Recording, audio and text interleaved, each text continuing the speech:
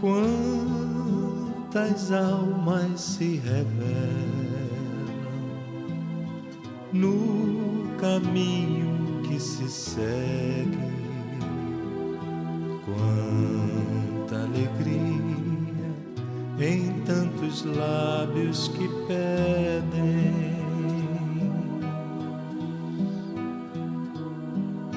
Quantas almas se revelam. Boa noite. Não estou acostumado a usar isso aqui, mas espero que consigamos passar a mensagem. Pedimos antes de tudo a Deus, a Jesus, que possa nos abençoar. E então, lembrar um pouquinho que naquela tarde em Jerusalém, o céu estava tão cinzento que parecia que até mesmo o vento havia se escondido para chorar.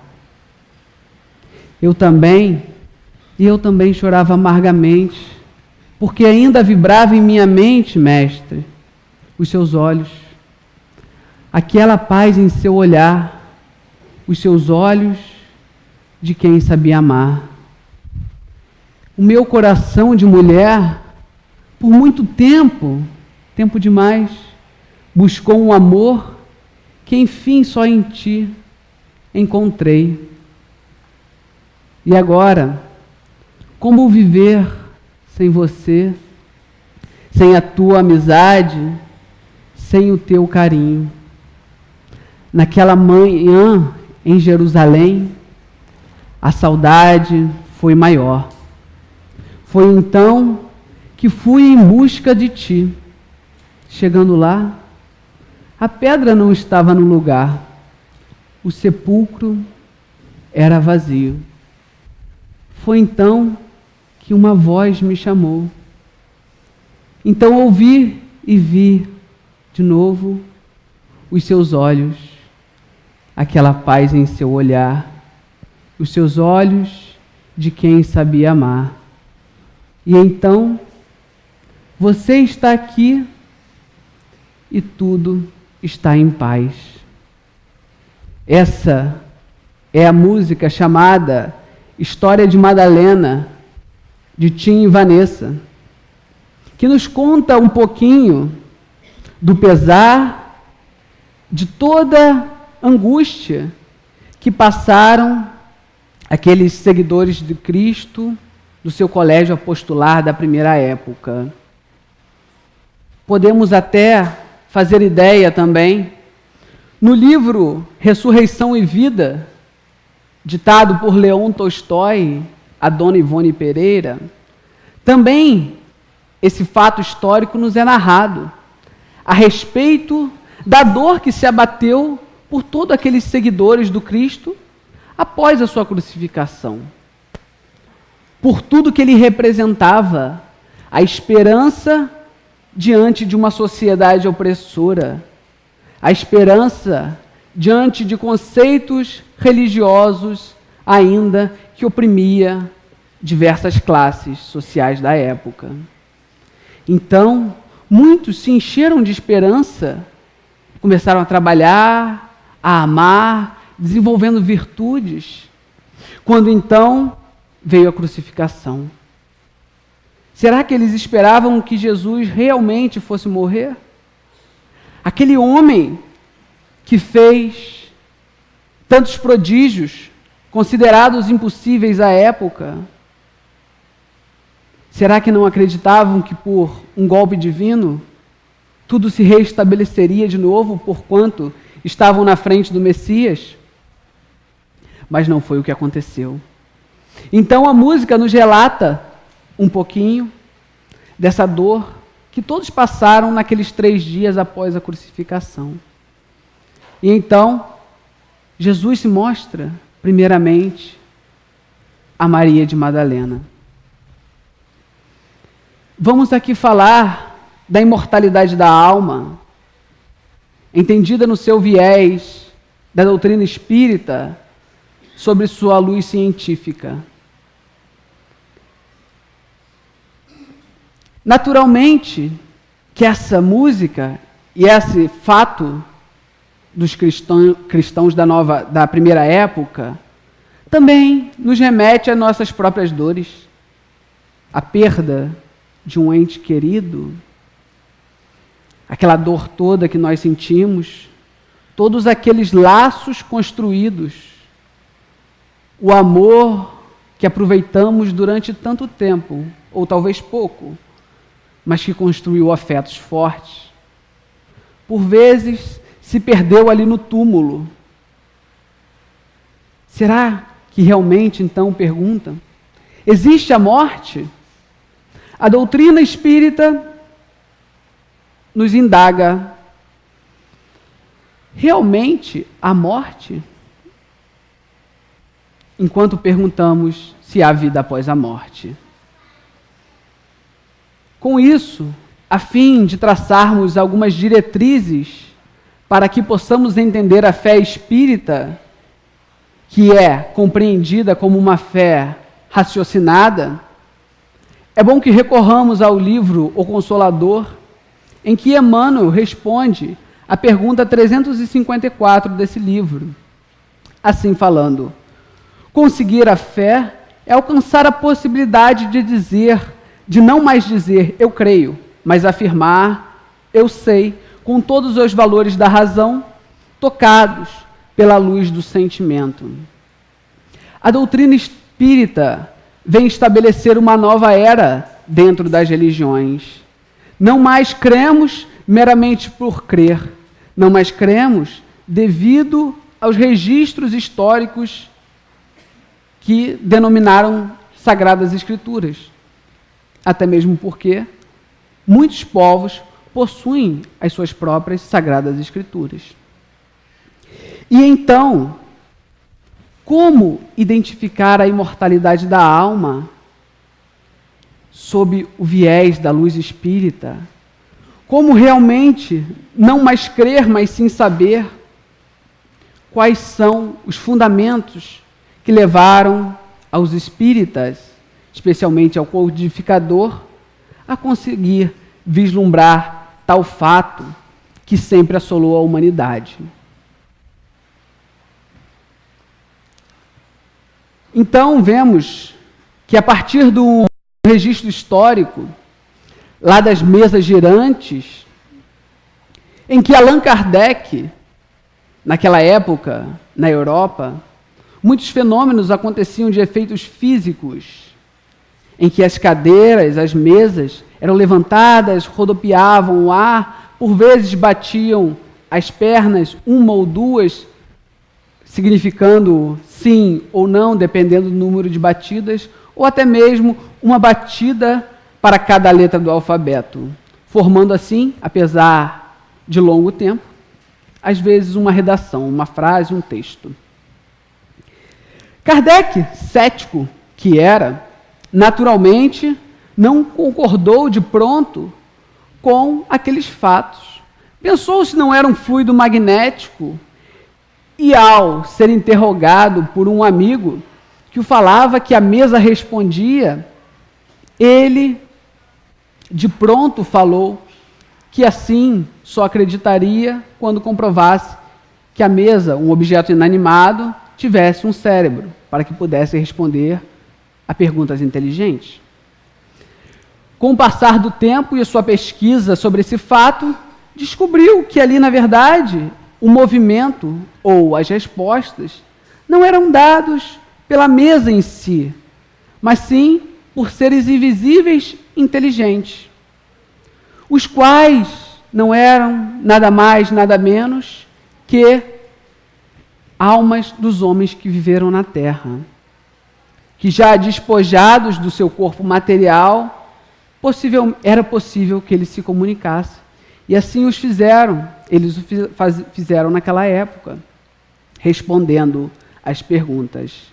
Lembramos então das irmãs Fox, um dos fatos que realmente foi o divisor de água para o espiritismo, em que uma família de origem protestante nos Estados Unidos, teve lá essas batidas na casa. Então, depois de alguns diálogos e tudo mais das meninas irmãs, com essas batidas, ficou estabelecido que ela responderia 1 para não, 2 para sim. Depois de algumas perguntas, descobriram ela que aquelas batidas, quem fazia na verdade era um espírito de um mascate que fora morto ali naquela casa, antes delas morarem, cujo corpo estava ali escondido em uma parede falsa. Após tais informações, foram realmente conferir e ali estava o corpo de um mascate ou vendedor ambulante daquela época. Atualmente, o espiritismo toma proporções já grandes, não é? Então, em nossas reuniões mediúnicas, há a prática dessa comunicação entre os mundos e o véu começa a cair. A mediunidade, segundo Allan Kardec, em O Livro dos Espíritos, ele define como sendo um dom de Deus que não é concedido ao médium para seu deleite, mas para o fim da sua melhora espiritual e para dar a conhecer aos homens a verdade. Como o foco da palestra é sobre imortalidade da alma, aqui quero trazer a abordagem sobre a mediunidade como a dar a conhecer aos homens a verdade. A mediunidade é uma faculdade orgânica em que pode se manifestar em todas as pessoas, independentes de sua religião, fazendo a conexão entre os dois planos, espiritual e o plano material. Kardec, ao longo da sua história, utilizando da mediunidade para fazer aos homens conhecer aos fatos, impulsionando a fé, agora, pelo um viés racional, comprovando a imortalidade da alma a partir das comunicações mediúnicas, elabora na Sociedade de Estudos Parisienses periódicos, revistas, denominada hoje as revistas espíritas, que temos a coletânea por ano, hoje em dia. Nela, ali estão as comunicações que eram passadas para Allan Kardec ou para o grupo, seja ela mediúnica, e ali ele fazia um comentário sobre essas mensagens, de que espíritos eram, espíritos zombeteiros, espíritos iluminados, qual era o teor. Ali havia a publicação, o lado científico da doutrina espírita na divulgação dos postulados da imortalidade da alma, bem como a comunicabilidade desses dois mundos. No Evangelho segundo o Espiritismo, capítulo 6, item 5, denominado o Advento do Espírito de Verdade, esse Espírito assim fala diretamente a nós. Espíritas, amai-vos, este o primeiro ensinamento. Instruí-vos, este o segundo. Naturalmente que isso aqui não se trata de uma ordem hierárquica. Primeiro precisamos amar para depois nos instruir. Porque para muitos é preciso, primeiramente, se instruir para após conseguir galgar o amor, né? Assim, podemos dizer, foi com Kardec, a partir do estudo da imortalidade da alma. Mas é certo que o Espiritismo, em sua feição tridimensional, religiosa, filosófica e científica, nos impulsiona à instrução, à pesquisa, a não acreditar nas coisas simplesmente por elas estarem postas, seja escrita ou falada. Ainda no Evangelho segundo o Espiritismo, no mesmo capítulo e item, assim coloca também o Espírito de Verdade. Orai e crede, pois que a morte é a ressurreição, sendo a vida a prova buscada e durante a qual as virtudes que houverdes cultivado crescerão e se desenvolverão como cedro. Ora, irmãos, atualmente a ideia de ressurreição vigente, mais aceita, é a volta de alguém que morreu de novo à vida carnal. Aqui o Espírito de verdade diz exatamente o contrário. Já que nós somos espíritos imortais, encarnamos para que possamos alcançar virtudes e depois desencarnamos voltando à vida espiritual. Então, é com a morte que realmente ressuscitamos, já que somos corpo espiritual, vindo à vida apenas por breve momento. Assim, é como entendiam os primeiros cristãos daquela época. A ressurreição significava a imortalidade do espírito, significava a vida eterna. Assim é como Paulo descreve na primeira carta aos Coríntios, no capítulo 15, em que ele ali vai falando aos companheiros a respeito de por que não crerem então na ressurreição, e fala em determinado ponto sobre essa questão da imortalidade da alma. Então, relembrando aqui a passagem de Maria, que o viu, é certo que a ressurreição é a continuação da vida, é a imortalidade da alma, porque senão algo não faria sentido. A vida passaria de algum jogo estranho. Assim também foi quando Paulo, ali na estrada de Damasco, vislumbrou Jesus, enquanto os dois guardas que o acompanhavam não o viram, demonstrando naturalmente um efeito mediúnico, não é? Na questão 153 do Livro dos Espíritos, é colocado em que sentido se deve entender a vida eterna. A vida do espírito é que é eterna, a do corpo é transitória e passageira. Quando o corpo morre, a alma retoma a vida eterna. Quantos de nós já não nos questionamos? E quem sabe, até hoje mesmo nos questionamos. Realmente, essa vida eterna pode ser comprovada? Realmente, isso ocorre conosco? Porque a vida precisa de uma explicação. Para que possamos compreender, a imortalidade da alma, como nós somos cristãos, entendendo a passagem bíblica, é preciso compreender que a Bíblia é um compêndio que foi muito modificado ao longo dos tempos. Conforme coloca Severino Celestino, Haroldo Dutra Dias, que vai estar aí, né? Estou lá. É preciso compreender que muitas coisas foram modificadas ao longo daquela época, conforme coloca Severino Celestino no seu livro, analisando a essência das Escrituras Sagradas. Vamos dar alguns exemplos. Como Jesus, naquela época, estava inserido em uma cultura judaica, ele era judeu naquela época, ele estava ali falando de uma determinada cultura, um determinado ponto para certas pessoas. Para compreender ele, é preciso que tenhamos noção do que cada palavra queria significar de fato naquela época.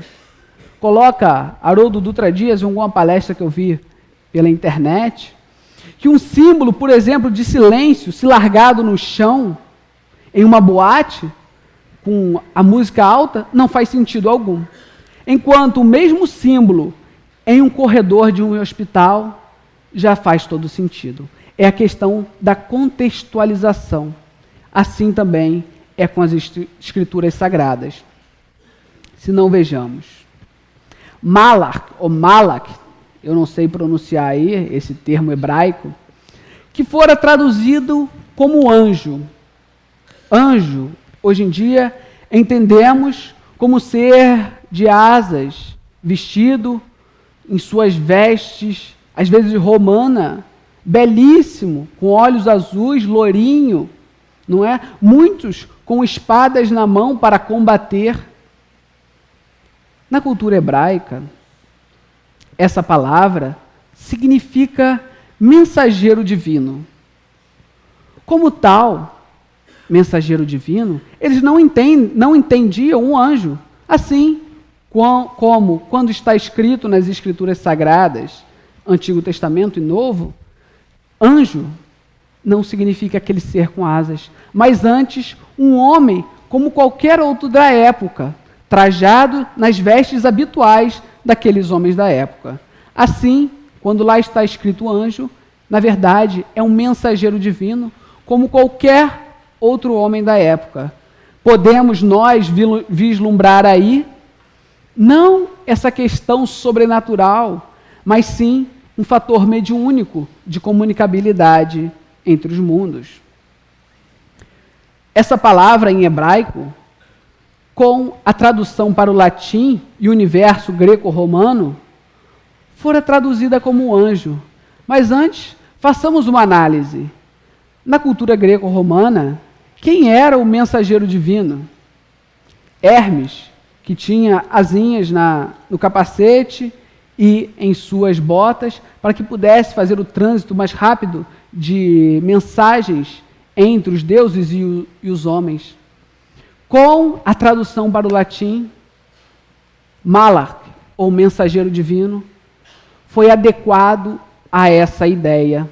Então, deram aos mensageiros divinos asas, espadas, símbolos da justiça, para que eles pudessem lutar na eterna luta contra o bem e o mal também.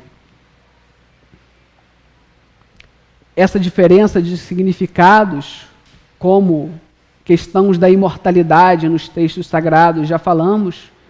Vamos agora à parte em que fala sobre a transfiguração. Fenômeno esse está aí, né, em Mateus 17, versículo 11 ao 8, entre outros. Quando Jesus vai ao Monte Tabor, subindo com 3 de seus discípulos, Pedro, Tiago e João. Ali começa ele a orar fervorosamente, quando os 3 discípulos caem em sono. Ainda em sono, imaginam eles estar vendo Jesus falar com 2 apóstolos já desencarnados. Moisés, lá em Deuteronômio 34, em que é narrada a morte dele, o sepultamento, antes de entrar na terra prometida, e Elias. Estava Jesus a confabular com esses 2 espíritos. Acordam os apóstolos e veem que, de fato, Jesus está a conversar com esses 2 espíritos. Pedro, então, fala: Mestre, que bom que o Senhor nos trouxe, porque podemos fazer uma barraca para ti, outra para Moisés e outra para Elias. Todavia, como o fenômeno era de materialização, aquelas figuras se desfazem. E aí, um fato típico do fenômeno de materialização, a doação abundante de fluido, fazendo com que os 3 médiuns, João, Tiago e Pedro, caíssem em sono, conforme vemos lá nos relatos de Peixotinho, não é? Aqui está demonstrado claramente o conceito de ressurreição, de imortalidade da alma e de comunicabilidade com o mundo dos espíritos, feitos por Jesus. Tirando outros, naturalmente, que aqui não podemos nos estender sobre esse tema. E aí, a cada momento desse, nos perguntamos, né? Se é possível ainda nós comprovarmos cada vez mais, de um lado científico, essa imortalidade da alma, essa vontade de matar a saudade daqueles entes amados que viajaram primeiro que nós e que às vezes nos traz uma dor tão profunda e até as indagações que são muito justas. No livro Novo Testamento, de tradução do Haroldo Dutra Dias, nas bem-aventuranças, assevera Jesus: bem-aventurados os aflitos, porque serão consolados. Nas notas de rodapé desse livro, há explicações do Haroldo sobre o que significava essa palavra lá naquela cultura. E aflitos, quando Jesus disse, significava aqueles que estão de luto, porque alguém partiu, porque alguém morreu de sua família. Então, estava o mestre dizer: bem-aventurado vocês que choram e estão sofrendo por conta de alguém que partiu, porque vocês serão consolados.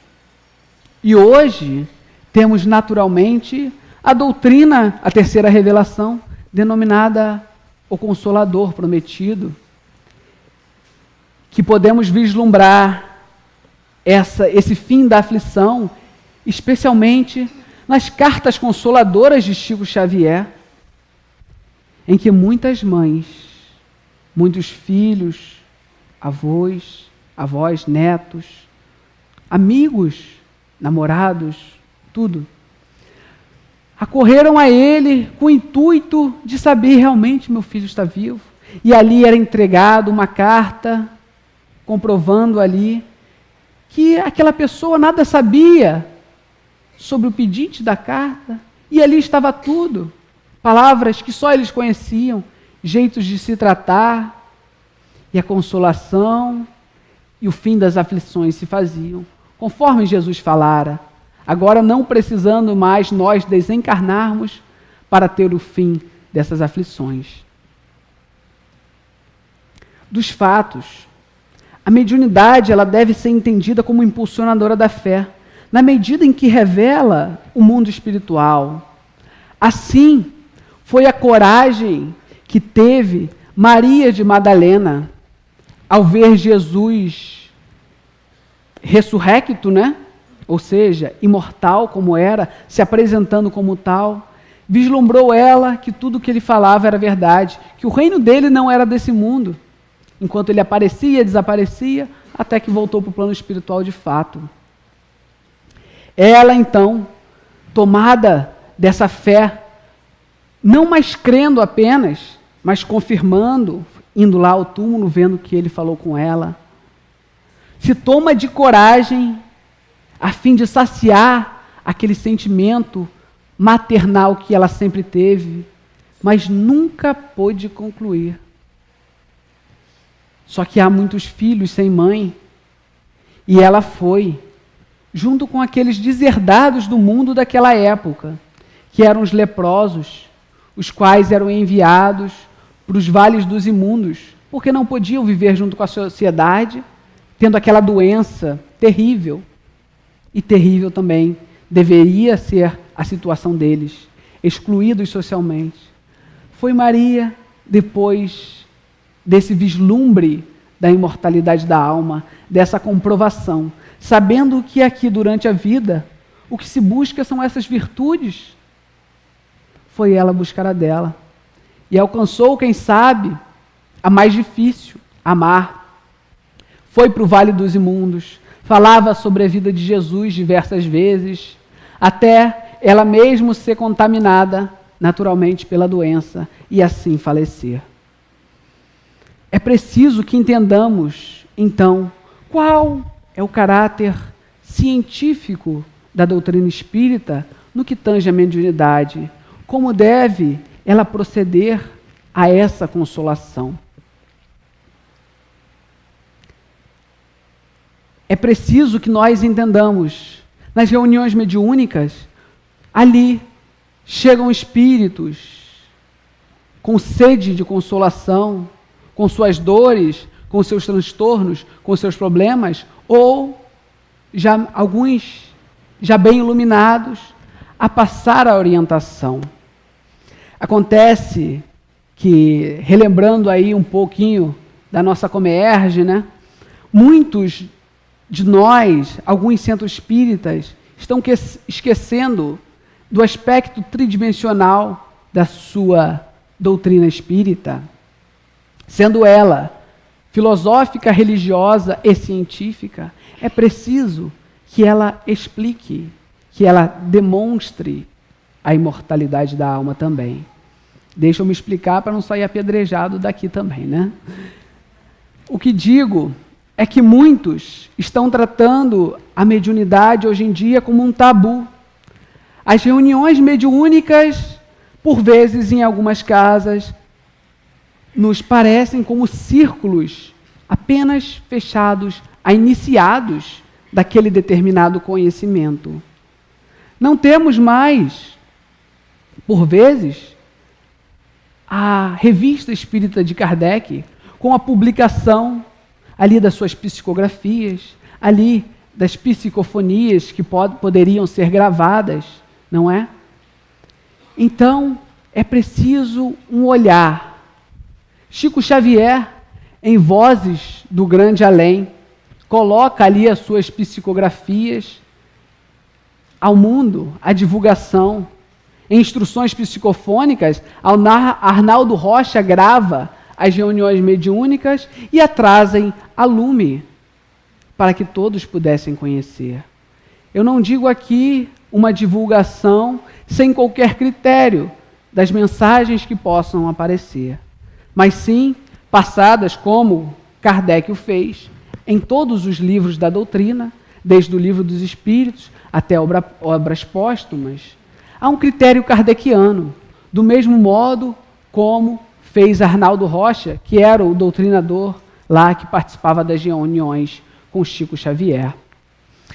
Muitos dos nossos jovens, por vezes, apesar de em casas espíritas e apesar de possuidores da mediunidade, chegam despreparados, estão despreparados a respeito desse fenômeno.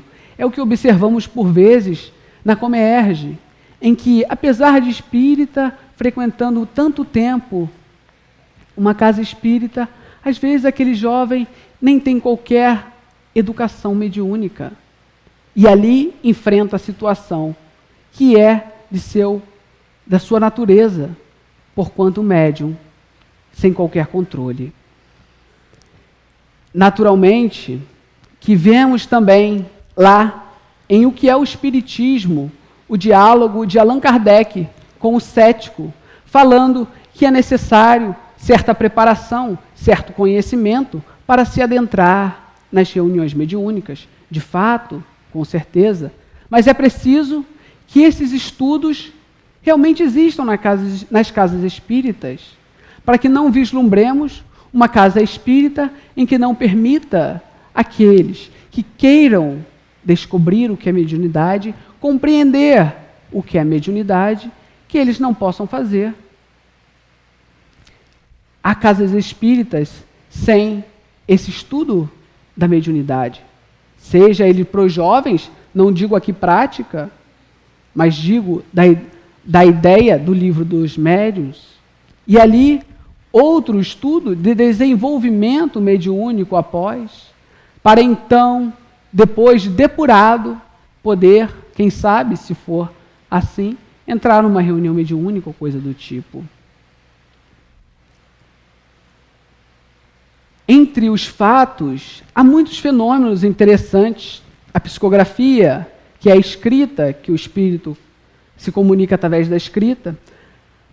A psicofonia, através da fala. O desdobramento, em que o médium sai do corpo em um estado de transe, seu espírito sai do corpo, enquanto ele permanece no estado profundo de transe, ligado apenas por um cordão chamado cordão de prata, em que ainda é possível ele controlar a fala, por exemplo. E ali ele pode ir a outros lugares e relatar o que lá está acontecendo, apesar de seu corpo estar em outro local. Alguns estudos científicos hoje nos apontam o caminho dessa nova era que se aproxima. Só um minuto, desculpa. O Dr. Brian Weiss, um cético à época, que começou a fazer seus estudos, lá em Muitas Vidas, Muitos Mestres, ou Muitos Mestres, Muitas Vidas, não lembro. E ali descobriu a reencarnação não só, mas a imortalidade da alma também. A doutora Ellen Wambach, psicóloga cética, que estudou a reencarnação para refutar todos os seus fundamentos.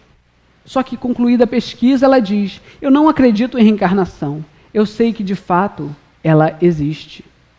Tendo aí essa fé raciocinada que nós buscamos, nós aqui, espíritas, é preciso que estejamos atentos realmente ao pensamento fiel kardeciano na sua tridimensionalidade, tanto religiosa, filosófica quanto científica, não nos deixando descambar, quem sabe, para dogmas de igrejismos, não é?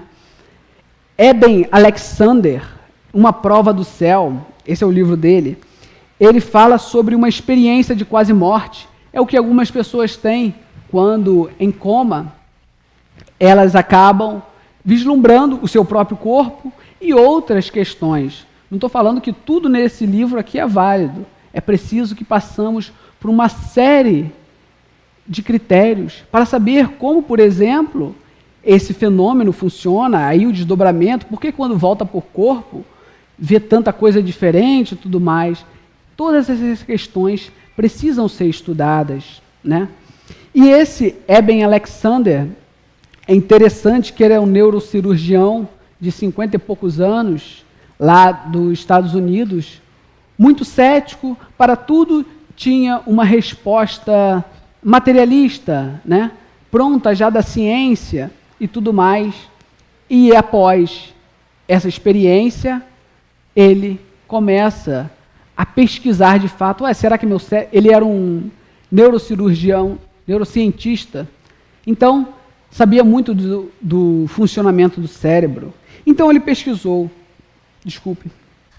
Era possível que isso fosse alucinação do meu cérebro, enquanto eu estava em coma e acaba comprovar que não. Então, aí vem a obra dele.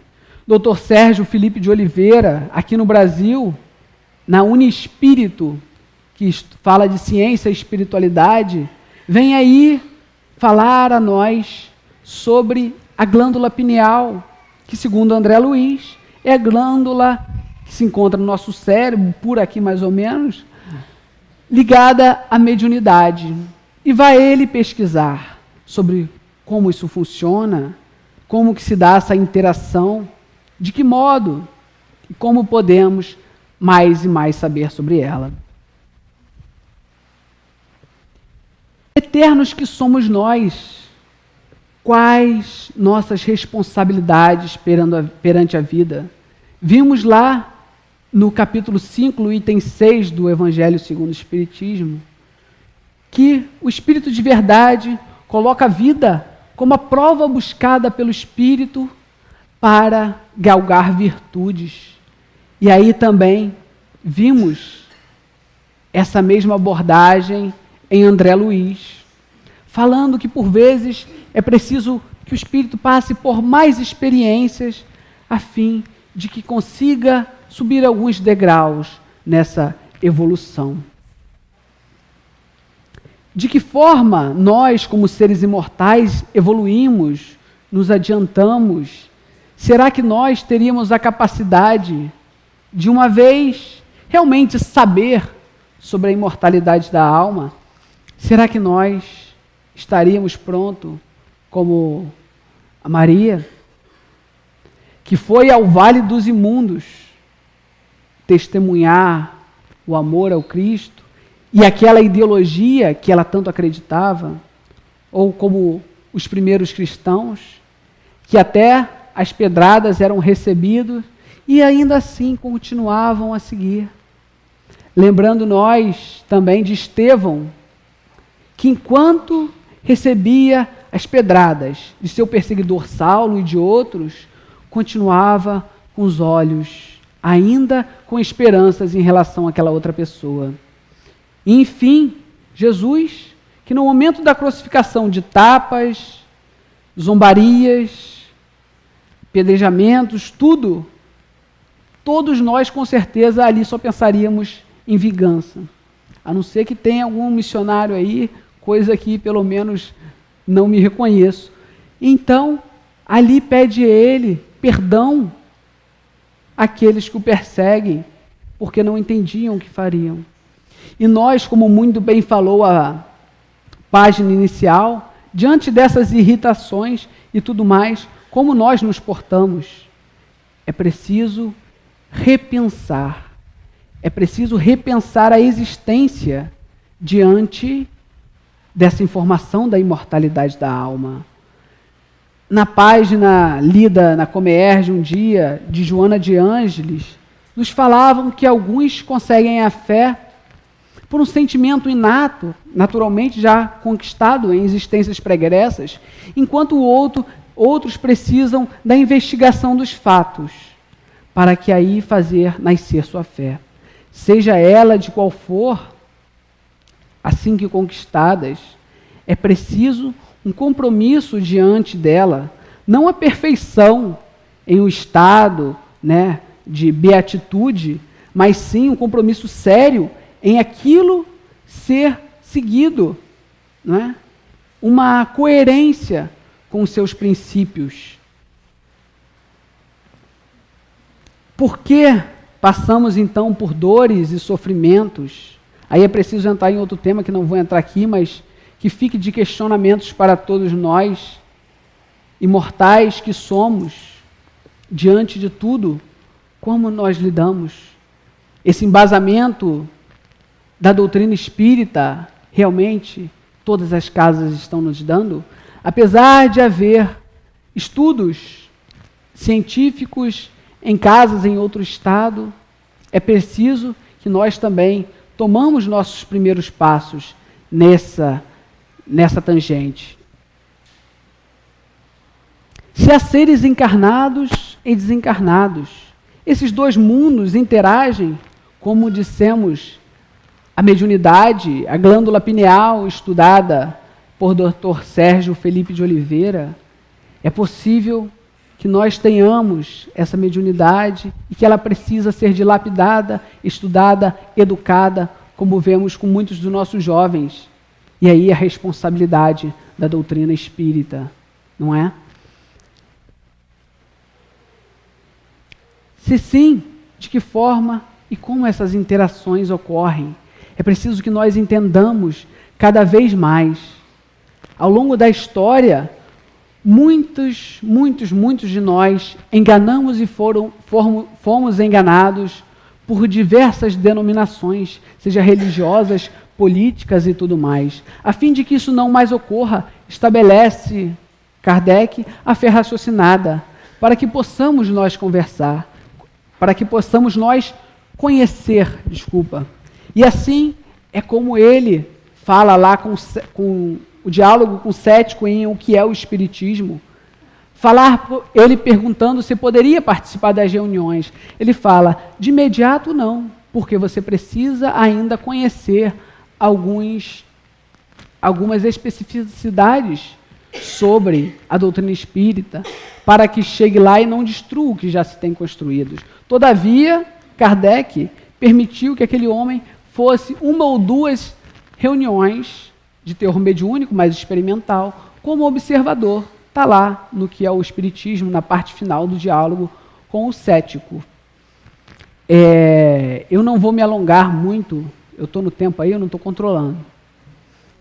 Ah, tem lá, ó. Já está chegando quase nos 50. Então, a clássica pergunta do teor filosófico, que foi a base do livro, O Livro dos Espíritos. De onde vim? Para onde vou?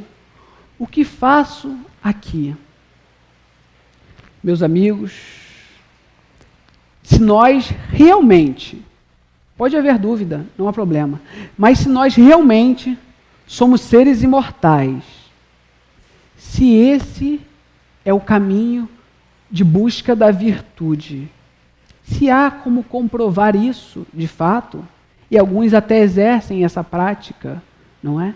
Em todas as religiões, apesar de colocarem nomes diversos, é preciso que nós repensemos nossa vivência, Porque tem que estar inserido em nós o questionamento: para onde vamos? Ou para onde queremos ir? Que estado de espírito nós queremos alcançar? Essa felicidade que muitos nos falam, e que nosso lar ainda está ali, é uma zona de transição, no umbral superior, né? Muitos já querem estar ali no nosso lar. A perspectiva da nossa felicidade, da nossa evolução, é muito maior que isso. Muito maior. A gente precisa ter aí o cuidado de nos perguntarmos essas perguntas, de investigar, sim, aqueles que têm as dúvidas, investiguem, sim, a questão da imortalidade da alma, da reencarnação, da comunicabilidade. Para que possamos finalizar, eu trouxe uma música que não vou cantar porque não tenho esse dom como os amigos ali, né? Mas eu não sei se é uma psicografia, mas se for, ela nos encanta. Porque é como se um espírito que fora abortado estivesse conversando com a sua mãe. E assim ele diz: olha, mãe, eu te escuto. Eu sei que sentes a dor por tirar minha chance. Mãe, eu te vejo consumindo-te nessa armadura que queima, nesse fogo tão imenso e que pensas nada apagar. Veja, mãe, eu te entendo, mas é preciso que olhes para a frente. Mãe, eu te sinto e o arrependimento já te ilumina o ser. A verdade, mãe, é que hoje vives e isso deve te impulsionar a crescer. Mãe, quantos filhos no mundo precisam de ti? Espalhe então o amor que a mim negaste, que ele cobrirá aqueles que ajudarão a construir um mundo melhor. Pensa, mãe, segue o Cristo. Só assim teremos mais uma chance. Pensa, mãe, segue o Cristo. De mãos dadas traçaremos nossos destinos. Sente Deus a sublime força que precisa em ti. Sente Deus essa força que precisa em ti. E quem sabe, algum dia, nós, com a mesma fé de conhecimento de Maria, no seu grande exemplo, possamos, quem sabe, fazer essa transformação grandiosa em nome de nós mesmos, em nome de Jesus e do cristianismo. Que Deus nos abençoe sempre, meus irmãos.